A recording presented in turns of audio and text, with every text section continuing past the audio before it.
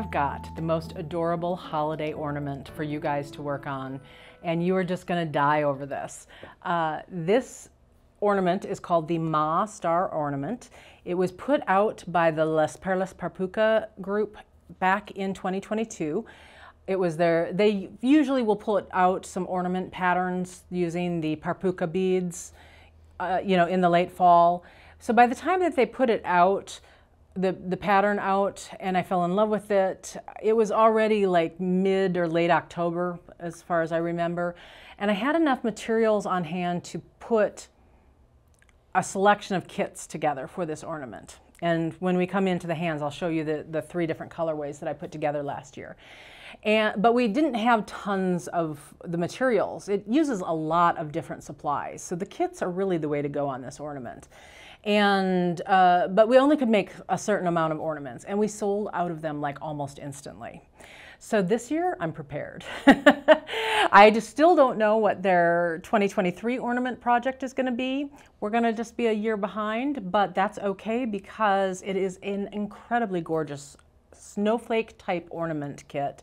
And this year, like I said, I have tons and tons of supplies to make tons and tons of kits. So we are going to be well prepared for you guys loving this project. And then I decided, because it is more of an intermediate level project, that showing you guys the trickier spots and how to make this would be a good idea. And so that's where I decided to go ahead and do a video this year. All right, so let me bring you in to the board so I can show you exactly what I'm talking about. This here is the gorgeous Ma Star Ornament. And these are the 3 kit colorways that I had back in 2022. The ones that I'm going to have in 2023 will be slightly different. There will probably be more colorways. Like I said, I've been preparing basically all year round for this project to come out this fall. As you can see, this is suspended on this 60mm metal ring. I am a little disappointed to see here that as these have sat around in the warehouse for the last year, that there's some discoloration on this ring, but it just needs to be shined up. You just need to use. I mean, actually, some of this is just coming off with me just rubbing my finger on it. So yeah, if you use a polishing cloth on this, that would take care of any discoloration on that metal ring. The other thing that you could do, now that we know that can happen to these metal rings, is you can actually coat that metal ring with something in advance before you even start working on the project. You could even just use something as simple as clear nail polish to do a protective coating on that metal ring, and that will keep any of this discoloration from happening next year. Always learning. So these are 3 different colorways. And let me just show you, when you get a kit from us, this is what it looks like. So this is all the components. Inside, you've got all your different beads that you need, and I'm going to go over those in a second. And then there's also a little insert in here. Let me find it. With information on where to go to print out the free PDF download of the written instructions. Now, let me tell you about the written instructions.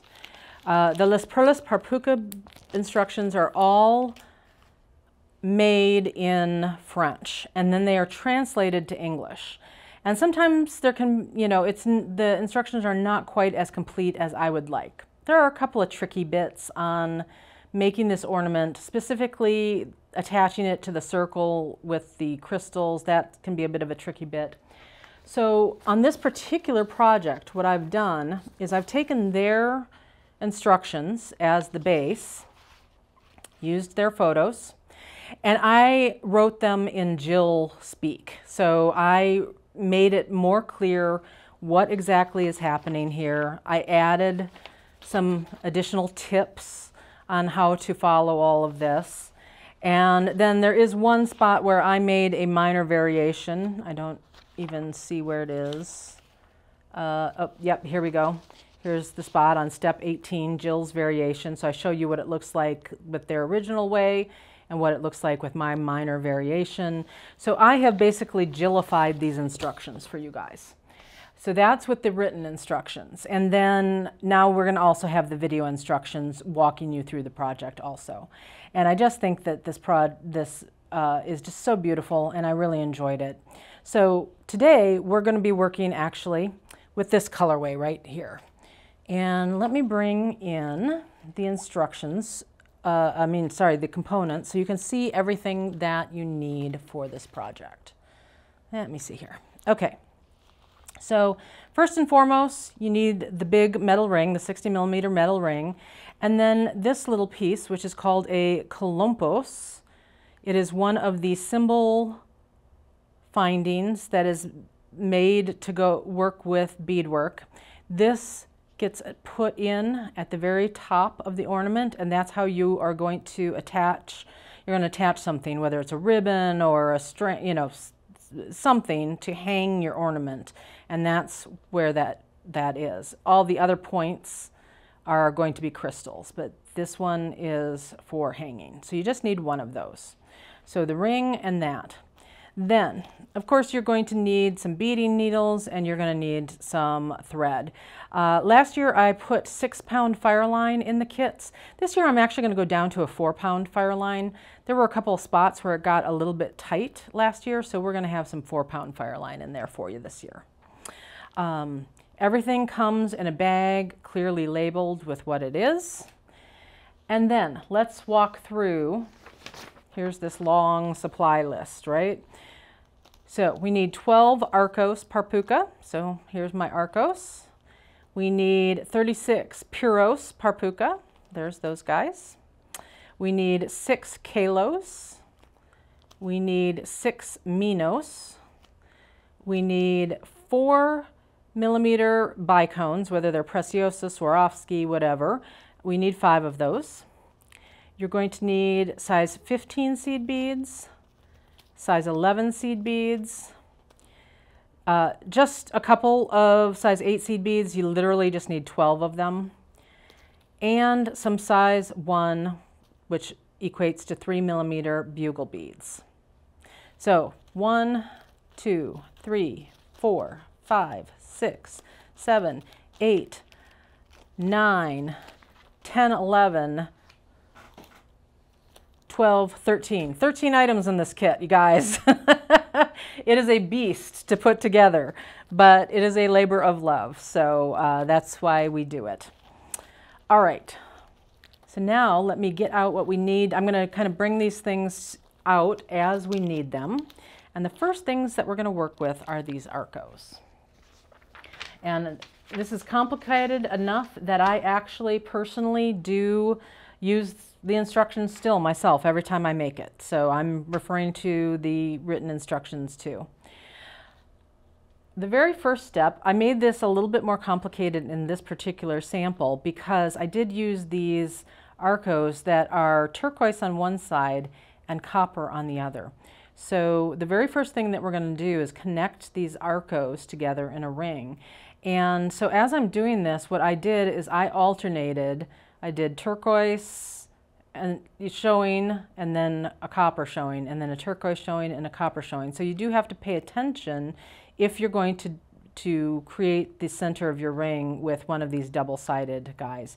But that's only if you wanted it like this. You could do it so all of the turquoise is showing on this side, and all the copper is showing on this side. That is a personal preference for you. I think I'm going to actually do mine where it's all turquoise on one side and all copper on the other, just so that we have a comparison. All right, so that means I'm going to turn these all over so I've got them all showing on one side.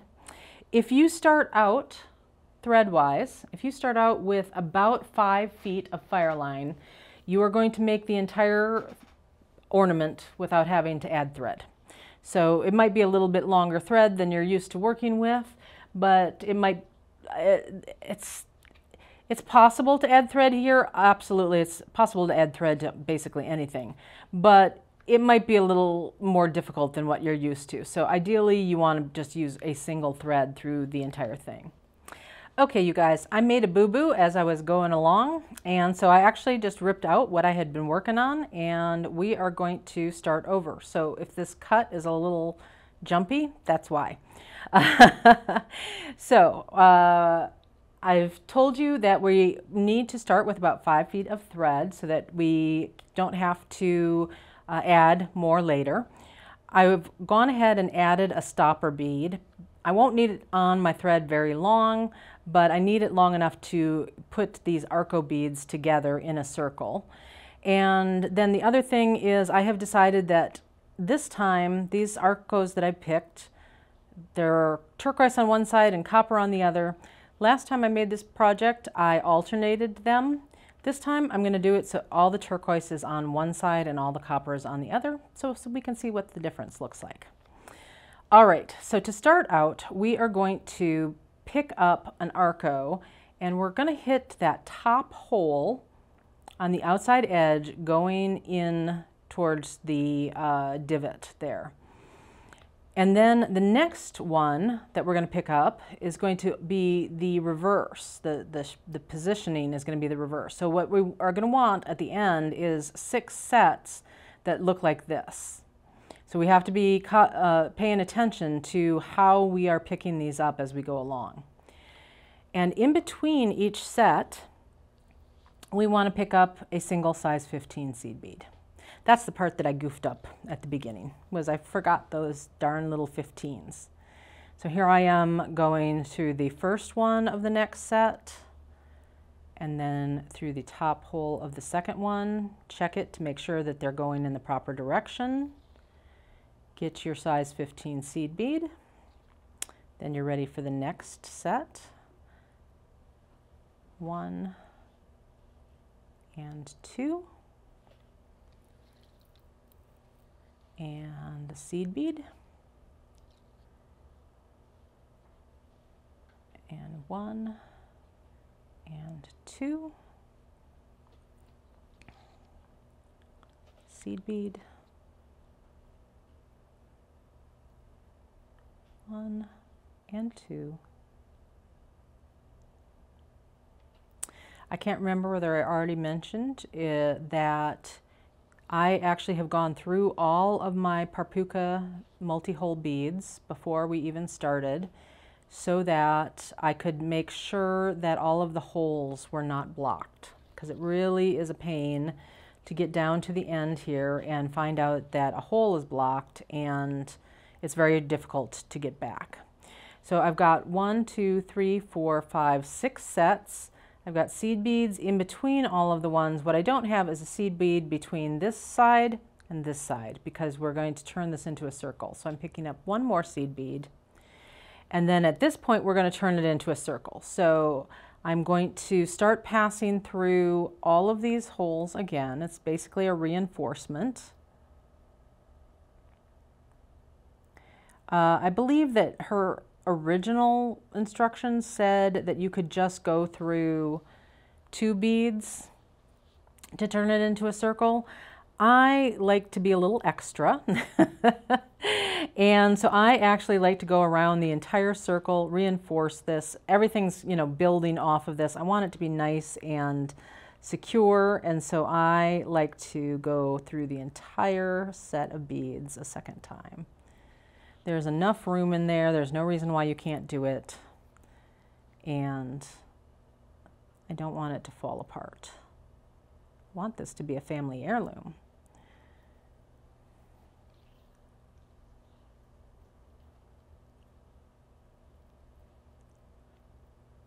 As you're doing this, though, do make sure that you're not catching your thread on all these little pieces that want to flip around and get in your way.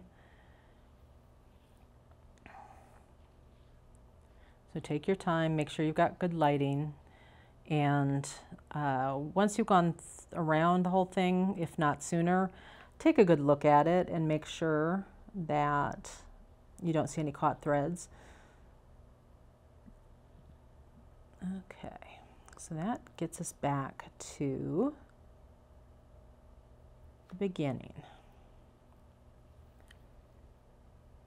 All right, and then this is the point that I kind of worry about tension, so I want to tighten it up a little bit. We're going to be doing some additional work here on the inside, so it's not a huge deal. Everything is attached now, so we don't need the stopper bead anymore, so I like to just get rid of that and leave the tail for me to hold on to. Okay, I've got myself working on the copper side, which I'm finding a little bit more difficult to see on this lighting, so I'm actually going to flip it around so that I can work on the turquoise side. A little bit easier to see. And what I really want to be doing is going in the opposite direction, so I'm going to tie myself a little half hitch knot right where my thread is coming out, because I just want to turn around. So I'm tying that little half hitch knot right there. This will help secure your beads also. And then I'm going to pass through the 15. So I'm coming out on the opposite side. That way, I've now successfully changed direction and gotten away from the copper side. Okay. So that's not something necessary for you guys to do unless you find yourself going in a different direction than you want to. I like to bead counterclockwise. So if you suddenly discover that you were going in, clockwise and you like to go counterclockwise, that's how you would fix that. Okay, so from here on, we are going to pick up 5 size 15 seed beads. So it's the same one that you just worked with in between those parentheses. I'm picking up 5, and then I'm going to pass through the next 15. This set of 5 is just going to sit along the top there. See how it curves along the top of the arcos. And we're just going to do that all the way around the center here.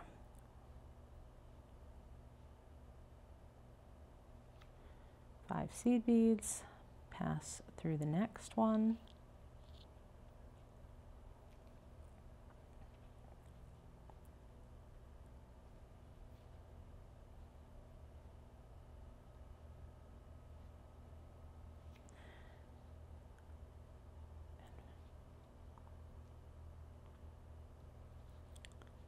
Well, there we go.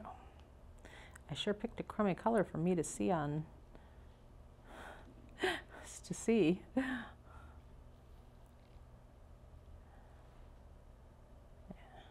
But it looks so, so good against that turquoise.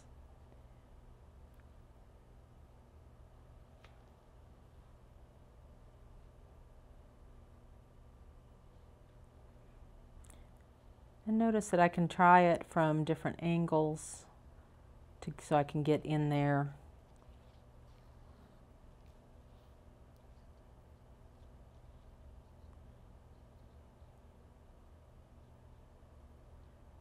All right, 2 more humps.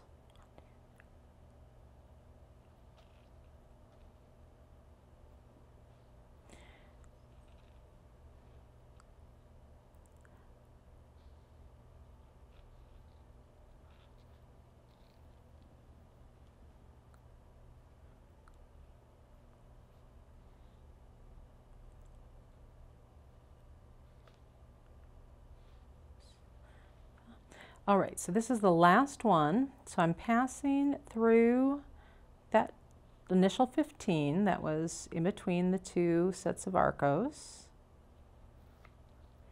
And then we're going to do a step up.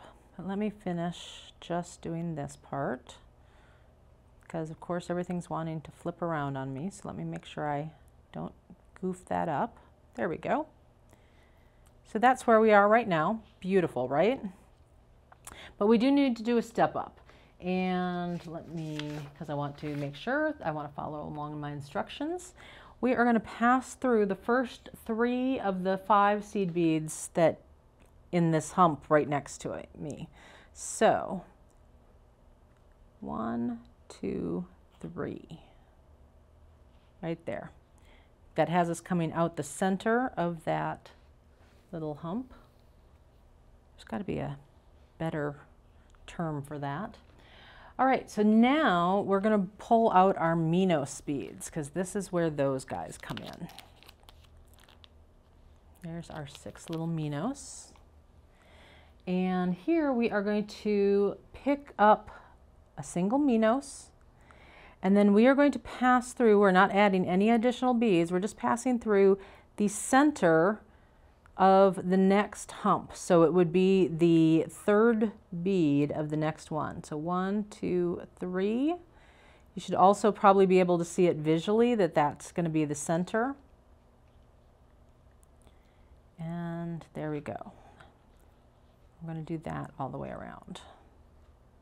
So 1, 2, and 3.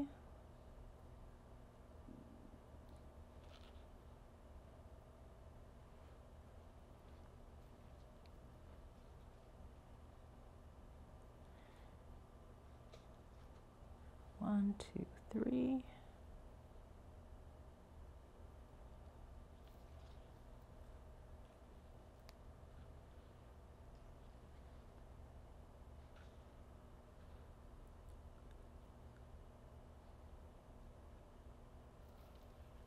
You know, as I'm sitting here doing this, I'm thinking that while this was intended as a Christmas ornament, it's such a pretty, just decoration, 1, 2, 3, that I would hang this in more neutral, you know, non-Christmassy type colors all year round. Obviously this teal and copper one could work that way. Boy, I felt a knot coming on and I didn't stop and untangle it. When I felt it, I just pulled, and that was a mistake. It always is. Okay, there we go. I'd like to tuck that tail in my hand to get it out of the way. But now, because I had that tangle, let me smooth out my thread. And then here's the last of the Minos. So as I'm doing the last of the Minos, I am going to pass through that center seed bead, and then we are going to reinforce all those Minos beads in a circle. So I'm just going to go through the one first so I can get it set. There we go. How beautiful are those in the center? And then we're going to go around just those Minos. So you're skipping all the seed beads.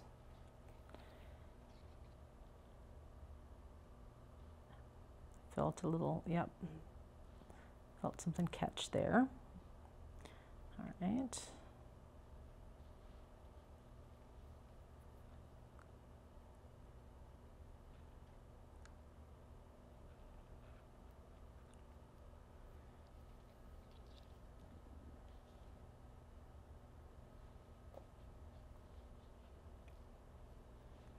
And let's go through one more. And then we're all the way around. All right.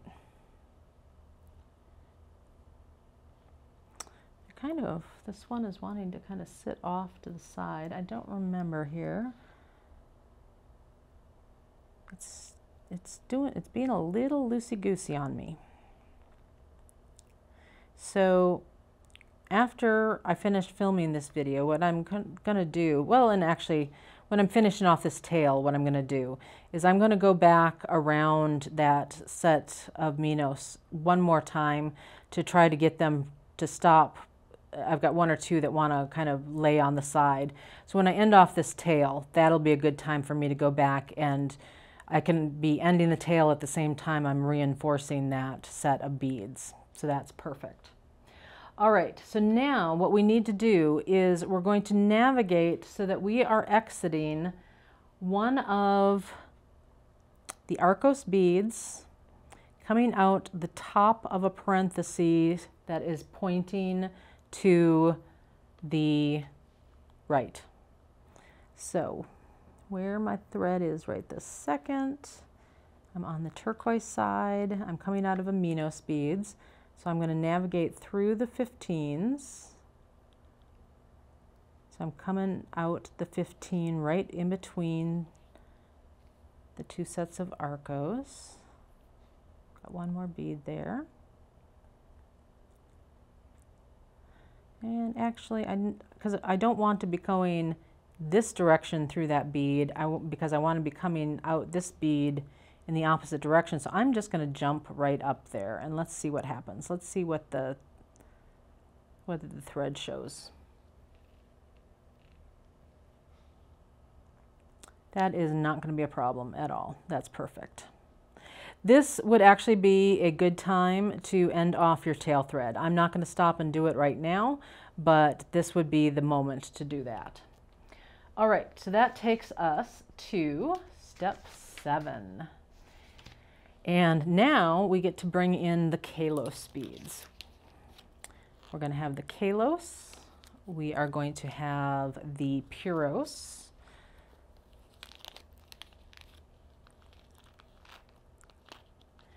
We are going to also bring in the size 11 seed beads.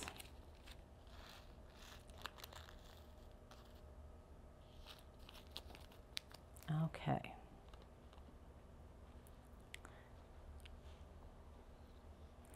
So here we go. We are picking up a kalos.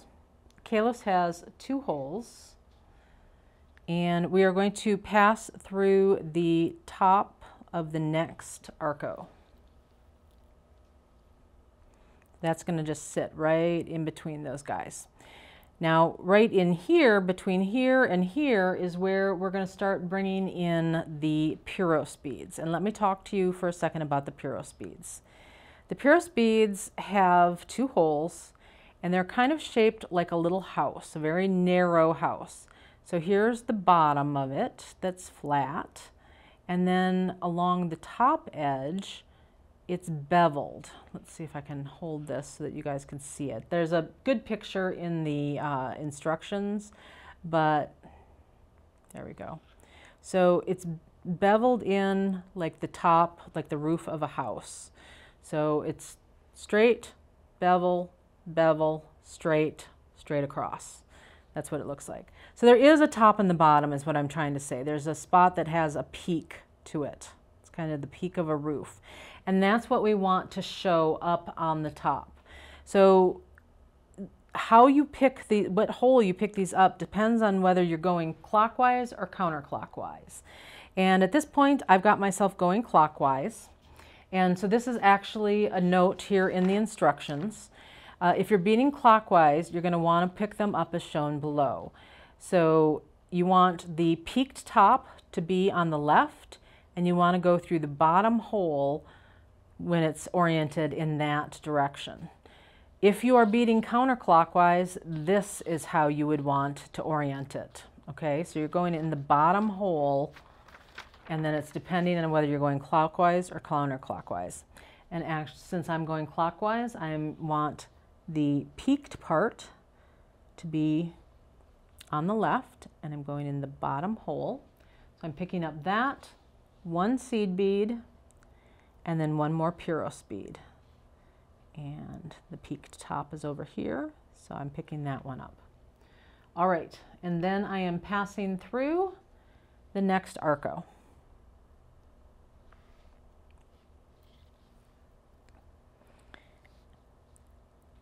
Voila. And then we're going to pick up one of these kalos in between the 2 arcos. And then we're doing the puros again. So it's 1, 1, 1. Then passing through the top of the next arco. I'm not worrying too much right now that these are flopping around a little bit because we've only used 1 of the holes on these puros. We're going to use the second one as we continue to go around. So picking up a kalos for in between the parentheses, and then another set of puros.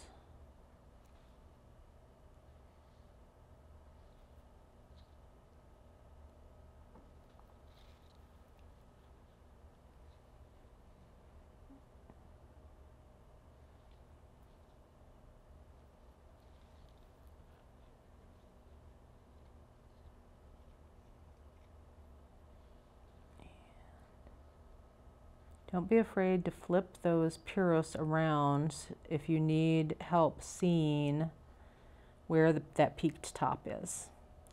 Now, having said that, it's not going to be a huge deal if, like, your average person is not going to notice if one is not oriented the right direction. It's that whole thing where we beaders, we're looking at it from 3 inches away, and everybody else is going to be looking at it from 3 feet away, and they are not going to see the same errors that you see.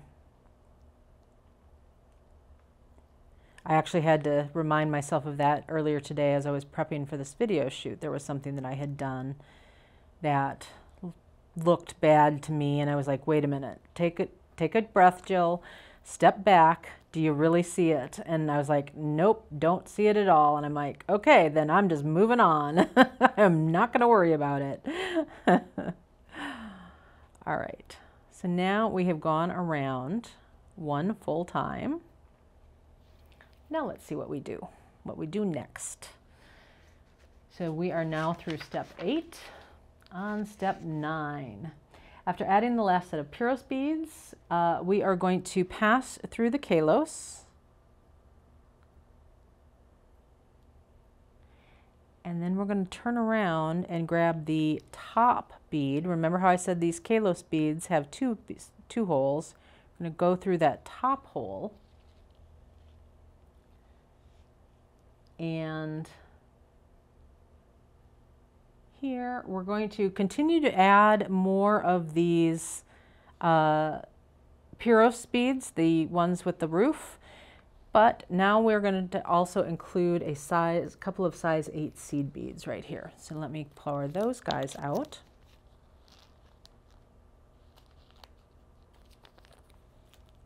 My poor director, I warned him that this was going to be the longest video that we film all day, because there really wasn't a way to do partials of this and just kind of keep going. We have to bead the entire thing here on the video. Okay, so here we are. I do make a note in the instructions here that if your piece starts bowing here a little bit, that's normal. It just depends on your tension, and it will even out. If at least most of it will even out, if not all of it, by the time we are done with the entire project. So don't freak out if it starts bowing a little bit. Okay, so here we are going to pick up a size 8 and from the kalos straight out to the top hole of the puros bead, like so. And now we're going to add a set of these puros beads. Remember how last time I was going clockwise, and so I needed the top of my little roof to be pointed to the right? Well, now I've changed directions, right? We pulled a U-turn in this kalos bead. So now instead of that top being on the right, I want it to be on the left. I am still going through the bottom hole with that roof being on the left this time. And I'm picking up a size 11 seed bead in between them. And then I am just going to pass through the top hole of the other puros from before. And you can see where they start nesting together. Isn't that a beautiful little thing? We're going to pick up a size 8 seed bead through the kalos, the top hole of that kalos. Another size 8 seed bead through the top hole of the next puros, like so. And we're just going to continue that around the entire side here. I'm going to finish beading this. I'm also going to take a little break, and I am going to end this tail off. And like I said, when I'm doing that, I'm going to go around these guys one more time, see if I can tighten them up a little bit. And I will be tying a couple of half-hitch knots as I do that. Okay, so I've gone around here. I am ready to add the very last size 8 seed bead between here and the kalos. So I'm picking up that 8, passing through the kalos. And then at this point, we are done with step 13. So starting at step 14, things are going to get a little bit more complicated. What we're going to do is we are going to pass through the next size 8. We're going to pass through the top hole of this next Puros that's sitting right here.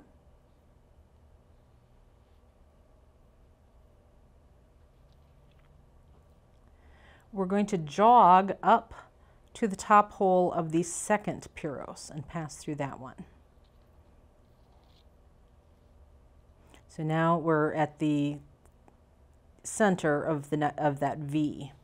And now we're ready to add another Puros 11 and Puros.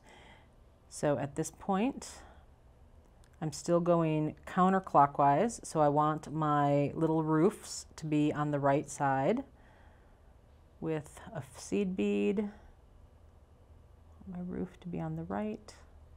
There we go. We're going to pass through the top of the next Puros. All right, now these 15s are going to come back into play. So we're going to pick up 3 15s. We're going to pass through that size 8. So these 3 15s are going to hide our thread as we pop down to this size 8. We're going to pass across this kalos and then through this size 8 again. So I may have to make two pulls of my thread through here, but I might get lucky and be able to get it all in one. Oh, I got it all in one. Yay me. Make sure that that's not catching anywhere, and there we go. It's hiding the thread right there. I felt this start wanting to tangle again, so let me do what I'm supposed to do this time, which is straighten out my thread. All right, so on this side going into that V shape, we're going to do the same thing. We're picking up the 3 size 15 seed beads, and this time we can pop straight up to the top hole of the top Puros bead, like so. As I'm doing this, you know how I talked about it bowing and stuff? I am not trying to pull super, super tight here. So you tight tension folks, you're going to want to loosen up. If you look closely enough at the original samples, there are going to be spots where the thread is showing. And that's one of those moments where you're kind of like, you know what? If I am 3 feet away, I am not seeing that thread. It's totally fine. You just have to live with it so that it will lay nicely flat. So we do not want a super tight tension. All right, so now we are ready to pick up some more Puros beads. 1 with an 11 in between it, and then the next one through the top hole of the one Puros next to it, like so. Then here's where we're going to put the 3 15s here going into the 8, the kalos and the 8, and then 3 15s from the 8 to the top of that Puros. So we're just going to repeat this pattern all along the outside until we get back to the beginning. So 1, 2, 3 through those 3 beads there, and then 1, 2, 3, and pop up to the top.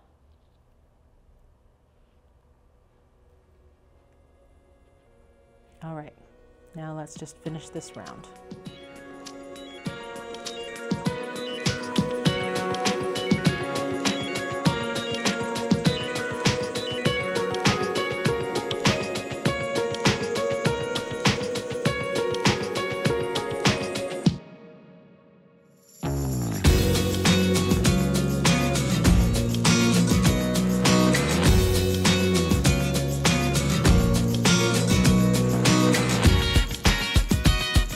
All right, you guys, so I've gone around and added on each one of the sets of V's. I'm ready to add my last set of 3 size 15 seed beads here. And then we're going to end up having to move forward for the next step. So here I am adding the 3. I'm passing through the top hole. Actually, I take that back because that would be a step up. I'm going to pass through the middle Puro. So you've got the 3 sitting here. We're passing through the hole on that middle one so that those 3 15s are connected to the same spot on each one of these guys.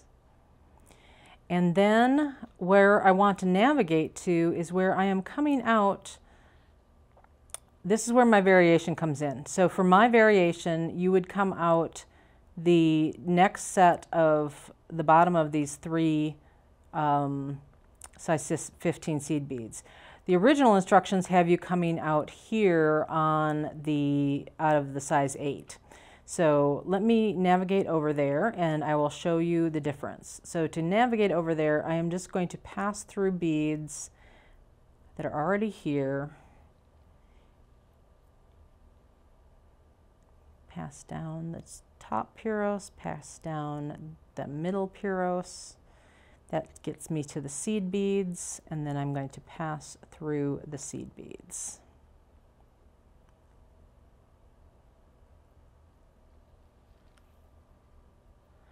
Okay, so let me show you the difference with the variation. And this is where now my bugle beads need to come out.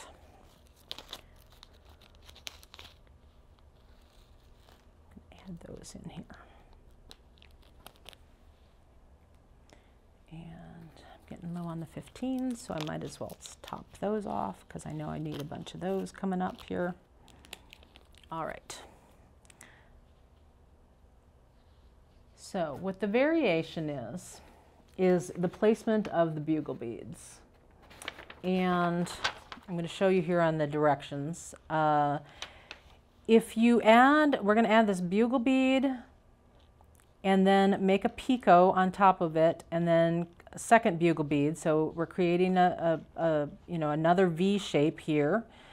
If you do it between the 2 size 8 seed beads, so that when I added it on this blue one, actually, yay, this will be better because this is the real difference. You can see it side by side. So here I did what the original instructions said. I came out the size 8 seed bead, picked up my bugle, did my picot, my bugle, and went into the size 8. On this one, I came out the size 15s before I got to that size 8, picked up the bugle, did my picot, did the other bugle, and then went into the size 15s. So if you look at these side by side, you can see where this has a very narrow spread. Here it has a very wide spread. And I think it just sits better with that wide spread. So you can make the choice. You can do it either way. It does not matter. It doesn't matter in terms of functionality. It is just a visual difference. So I'm going to go ahead and do my variation on this one. All right, so to do this variation, so I'm coming out of my 15s here, and I am picking up a bugle, a size 11, and a bugle. I am passing back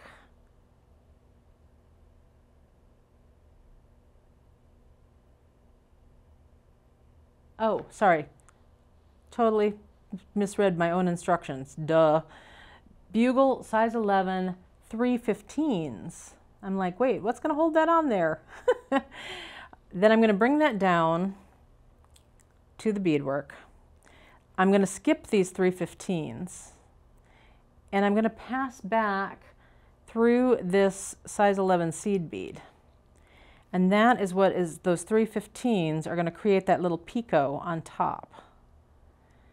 Voila, makes that pretty little flower kind of shape. Now I'm going to pick up the other bugle bead, and then I'm going to pass back up through these 15s on the side over here.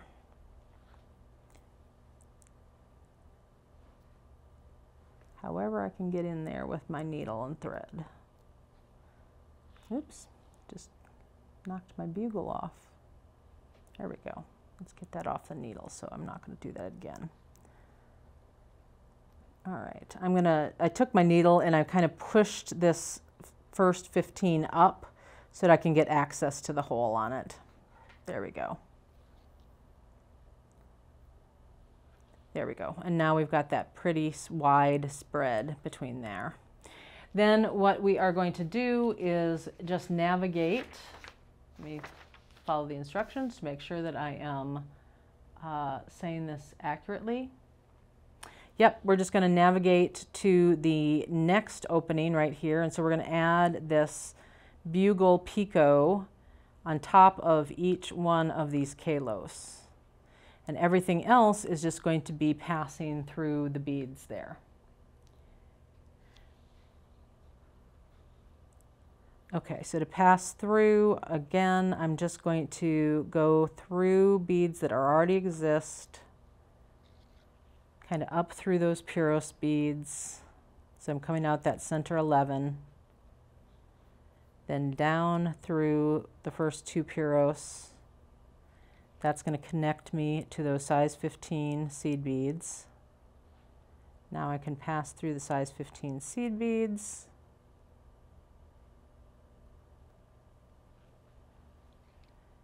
And I'm ready to add one more of these bugle picots. So a bugle, an 11, and 3 15s. I bring that down to the beadwork.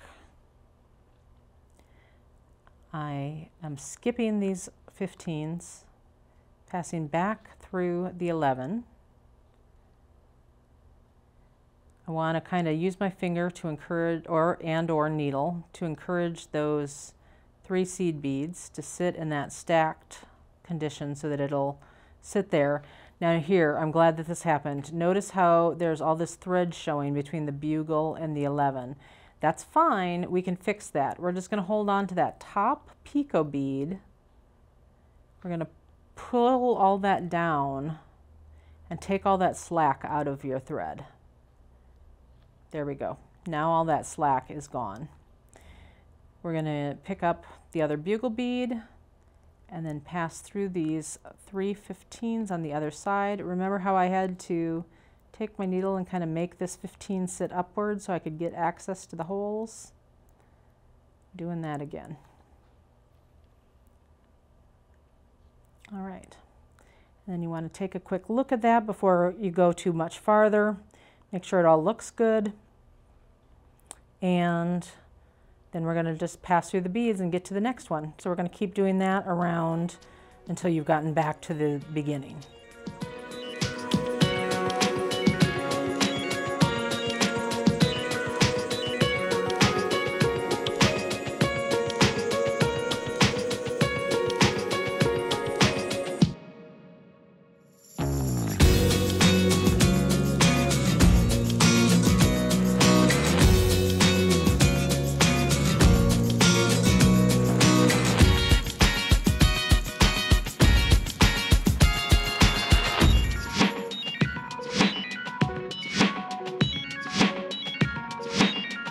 All right, so I am ready to add I've gone and added all my little bugle guys. They're so cute. I'm ready to add the second leg, the second bugle on this last one. So here's my bugle. And again, I'm going to pass through these last 3 size 15 seed beads here. And then to get ready for the next step, I just need to pass through a couple of beads here. I want to be coming out the top hole of a Puros on the inside of one of these V's. So what I'm going to do is I'm going to pass through this middle Puros. I'm going to pass through the top Puros, but see that's the bottom hole on a Puros. And so what I'm going to need to do is come across to the bottom hole on the other top one. And now I can turn around. I'm going to do a little U-turn and pass through the top hole of this pyros. And so now I am pointed exactly the way it shows in the diagram and the written instructions, where I am coming out the top hole of the top pyros towards the inside of the V.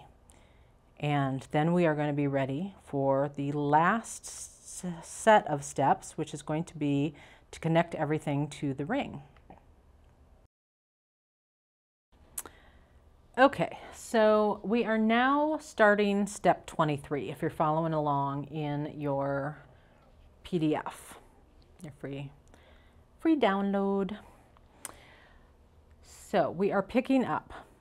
I've gone ahead and put the bicones out here, and I brought the metal ring because we're about to start working with that too. So you're going to pick up an 11, size 11 seed bead and a bugle. And then this is going to seem very awkward. You're putting the metal ring on top of the thread here. You're going to pass your thread over the edge of the ring. Well, actually, I take it back. First, let's bring those beads that we just added, the 11 and the bugle. We want to bring it down to our beadwork. Now we're laying the metal ring on top of the thread, and we're passing over the metal ring and going back through both of those beads. So we're creating a bit of a loop. So this is going to feel very awkward because you've got this metal ring in the way. But look, there we go. We created the loop of thread over the metal ring, and we're coming out the bottom of the 11 that we just added. So that takes us through step 25. Step 26. So we're going to pass through the 11 in between the two pyros, the one that's already there, and through the bottom hole of that pyros, that top pyros. That's going to tighten that all up. Now we're going to do a U-turn on that pyros, come back up through the top hole of that pyros, and we're picking up an 11 and a bugle. Bringing it down to the beadwork. We're going to pass underneath the metal ring, bring our thread over the top, and pass back through the bugle bead that we just added and the 11 that we just added. Put my finger over it so that it all tightens up nicely. So you are now attached to the metal ring on both sides here. Let's see here. So then we are going to pass back through that center size 11 again, the one that's right in between the two pyros beads.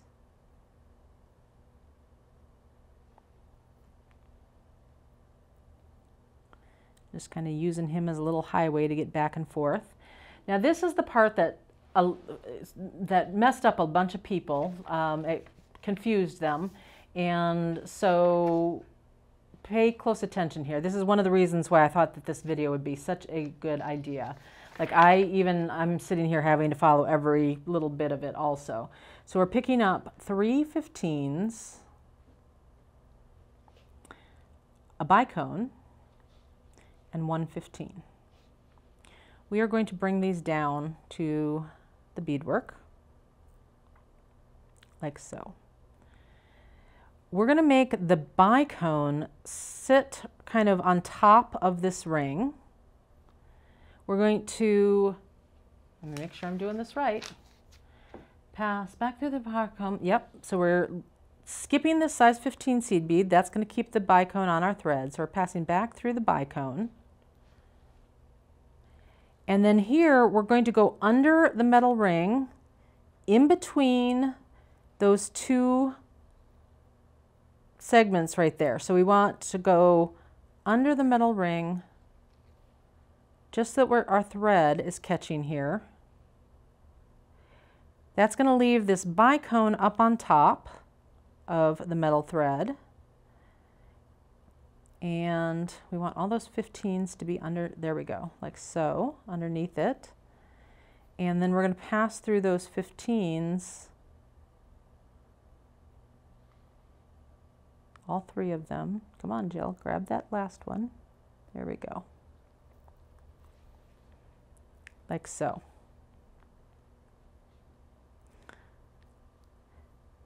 So that's how that bicone gets attached right there. And now we are going to go back through that size 11 seed bead in the center there again. And we just need, at that point, then we need to navigate to the next set of Puros. So from here, we're going to come down through that 11, through a couple of Puros here. And you do not have to use the exact same thread path that I'm using, okay? All you need to do is navigate through the beads and hide all the thread.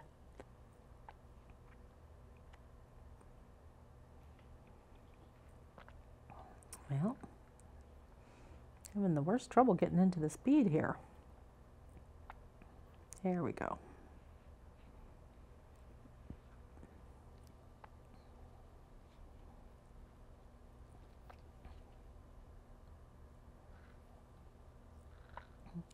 And I'm going to cross these, the 8, the kalos and the 8. Up through those 3 15s. Through the Puros.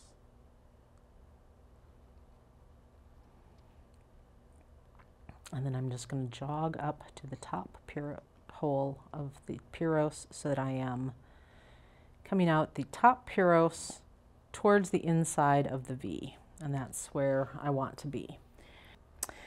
Okay, so there was a little cut there because I made a boo-boo. I didn't follow my own instructions properly, and so I had to rip back a little bit. So where we're starting off right this second is at the end of step 25. So I had added this 11, I'd added the bugle, I went under the ring, over the ring, back through the bugle, and back through the seed bead that I just added. So that brings us to the end of step 25. So with step 26, we are now passing through this center seed bead and through that bottom hole of the Puros.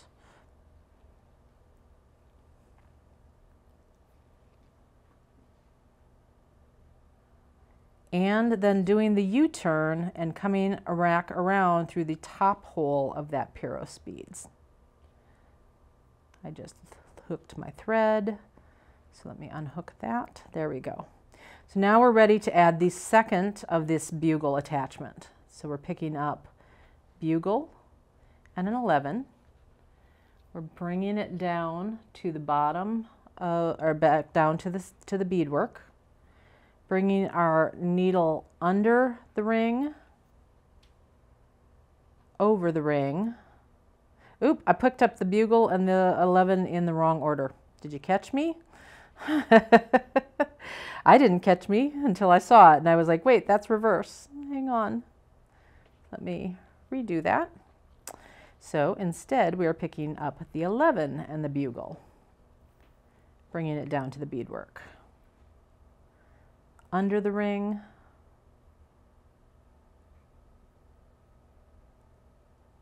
trying not to poke myself, over the ring, and then back through that bugle and the 11.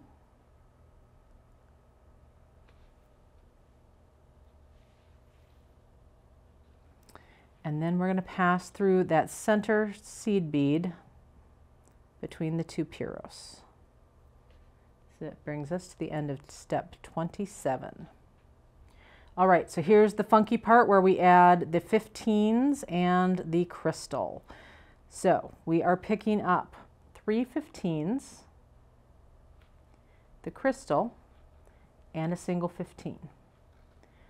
We're bringing that down to our beadwork. We are holding this so that the 15s are underneath the ring and the bicone is above it. We're skipping the 15 up here on the top and passing back through the bicone. 15 is just going to hang out up there. And then now we're going to take our needle and thread, pass under the ring here. We can even move this out of the way because we're passing under the ring, and we want that to come between those two bugle segments right there. So right here.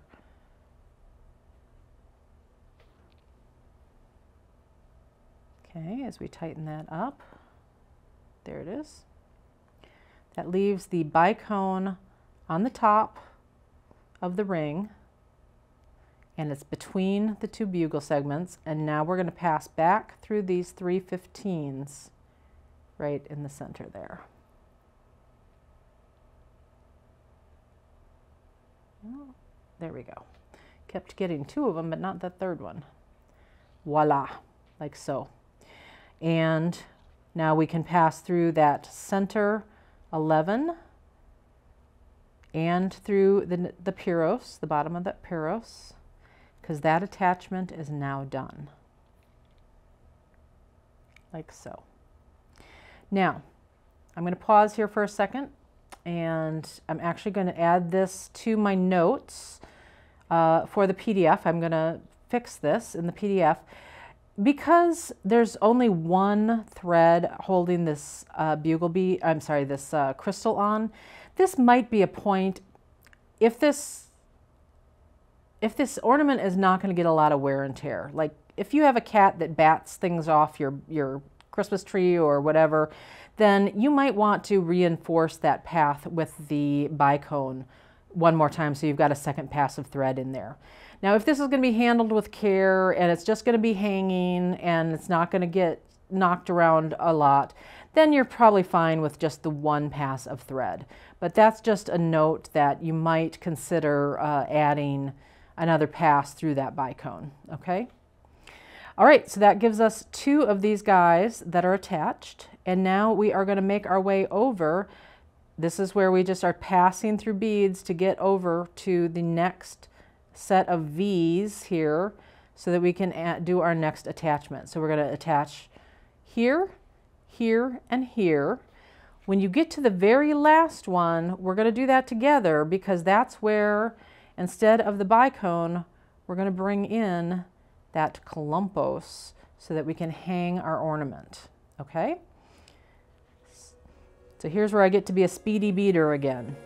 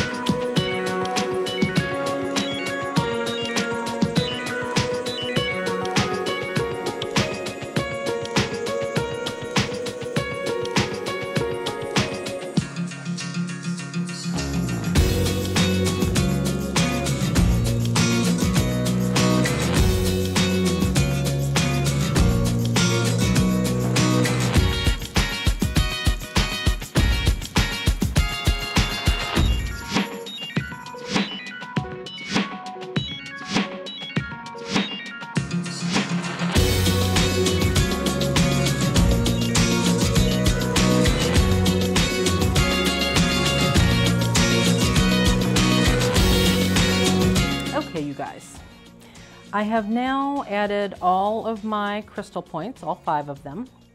We have one more point to add, and this time when we add the point, it's going to be this Columpos symbol is it a symbol element? Yeah, symbol element that you will be able to hang your completed piece from. Now, I'm also going to make another slight modification to the original instructions. We're going to add a size 11 seed bead on either side of that columpos on top of the ring. We're going to add them on this side, and we're also adding it on this side. And what that's going to do is stabilize this columpos so it's not going to wiggle around. So that's going to be my little tweak, we'll call that. So at this point, I got over here, I added already the 2 bugle connections, and I have come down through the seed, that center seed bead. So now I'm at the point where I am picking up the 3 size 15 seed beads. And at this point, normally you would pick up, on all the other points, you picked up a bicone and a 15, but in this case, we're just picking up those 3, and then we are picking up the columpos. We're going to bring that all down to our thread. We're keeping the columpos on top of the ring. We're bringing our needle and thread underneath the ring, and then we're passing back through those 15s that we just added. There we go. So see how the columpos is there, but it's really loosey-goosey, and so and it's also oriented in the wrong direction. I want it to sit like so. So we're going to fix all that. So to do that, what I want to do now is come up through one of the 2 bugle sides. I'm going to have to pass through that 11 down in the center of the 2 Puros beads. Then we're going to pass up the 11 and bugle.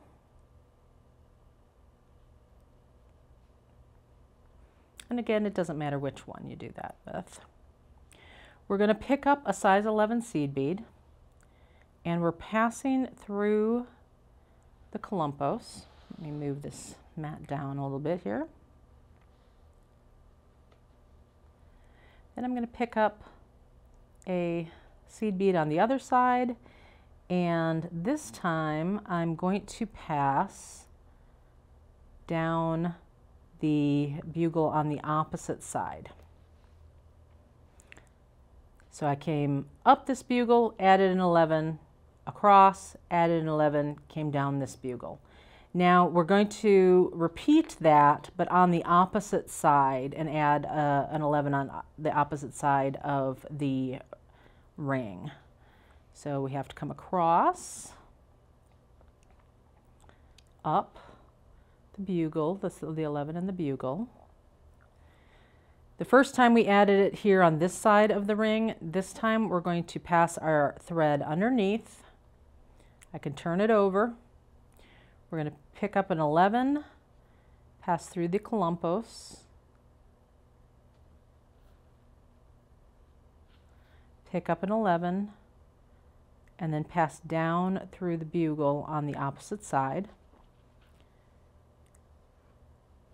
We can either stop there, or depending on what how you feel about it, so you see how they're sitting on either side of that columpos. It's making it sit in the right direction. It's making it not move from side to side.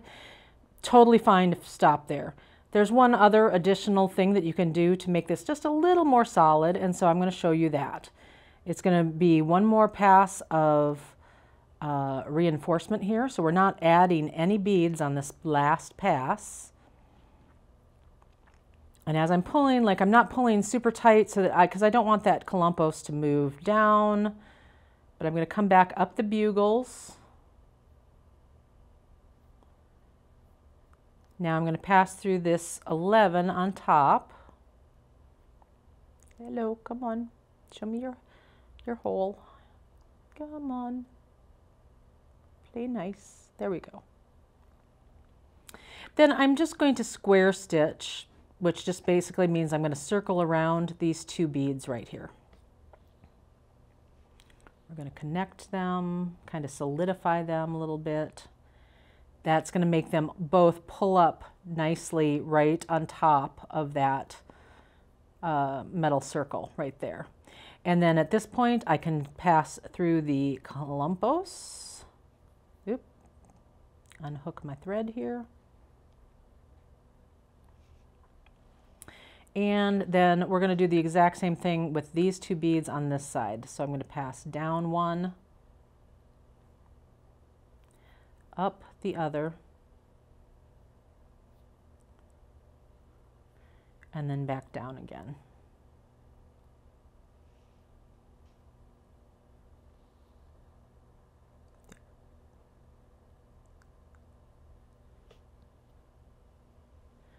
All right.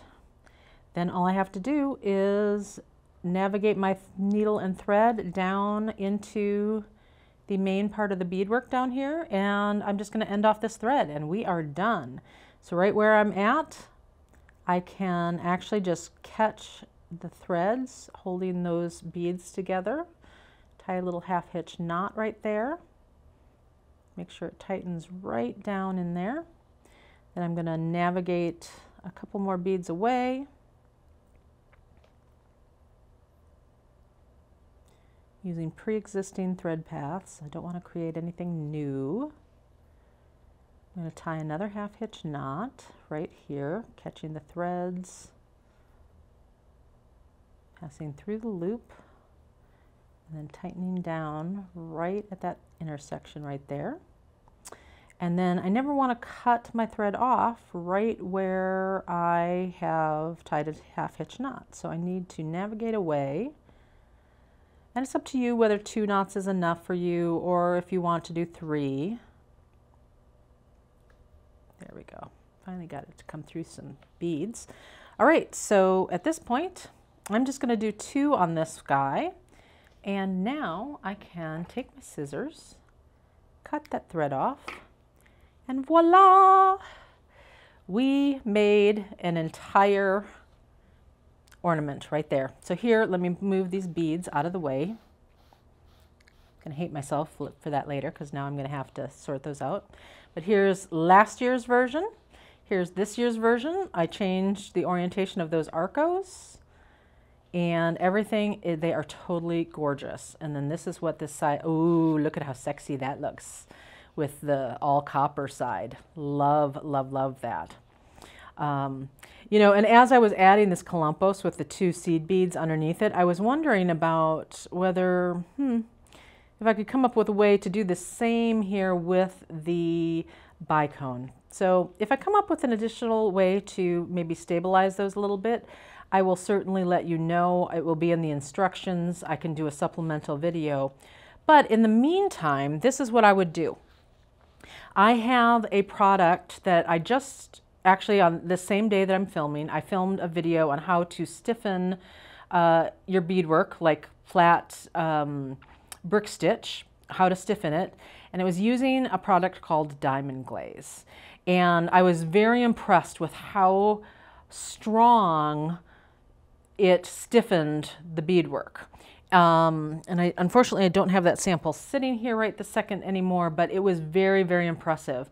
So what I am going to do tonight, after this video day is over, is I'm going to take this home with me and I'm going to lay this out on a paper towel, and I'm going to try using this diamond glaze right on these intersections right here. And I'm going to see if that won't hold those bicones right where we want them. The other thing, of course, that we need to be cognizant of if by using something like this is I don't want to dull the shine from the bicones. So I will report back on that down in the comments below. You know, sorry, not in the comments, in the information, the video description information. I will mention that down below, how the diamond glaze worked on stiffening those little crystal points. I will also mention it in the free PDF download that you're going to find at jillwisemandesigns.com. There's also a link to the free PDF download in the description down below, as well as a link to where you can buy the kits and or all of the supplies that you need to make your own ornaments. You know, there's a lot of steps to it, so I like it because it challenges my brain. It's some interesting thread paths that I haven't really used before, so it keeps me engaged. You know, it's not one of those ones that you can't, like you're watching television, you're watching a car chase, a very exciting TV show. And when you're watching something like that, you can kind of do something that is very repetitive over and over again. This one, you have to concentrate your mind on it, and that's what I like about it. But it also, I love it so much. I think it's so beautiful, and I've already made probably about 6 or 7 of them, and I intend to make more because look how fantastic they are. I hope this video helps you make your own Ma star ornaments. And as always, thank you so much for joining me. I've got lots more coming in the future, so make sure you're subscribed because you don't want to miss any of it. Happy beading. I'm back. I wanted to go ahead and pop in because I had a chance to do my experiment with using the diamond glaze to stiffen up the little bicone crystals on the edges, and I'm going to bring it in down here to the hand cam so I can show you exactly what I'm talking about. These little guys here on the original ornament were always a little bit floppy. You can see that they move around quite easily, and that was just, you know, something that you just kind of had to live with. Well, this is the one that I made on the video, and I went home and I put this Judekins diamond glaze. I just popped a dot in each location, let it sit overnight, and y'all, these babies do not move anymore. I love them. Love it. And it did not dull any of the sparkle on any of the bicones. So I am super pleased with using that as a stiffener for beadwork. So I just wanted to report back to you guys and let you know that I'm giving it 2 thumbs up. All right, happy beading.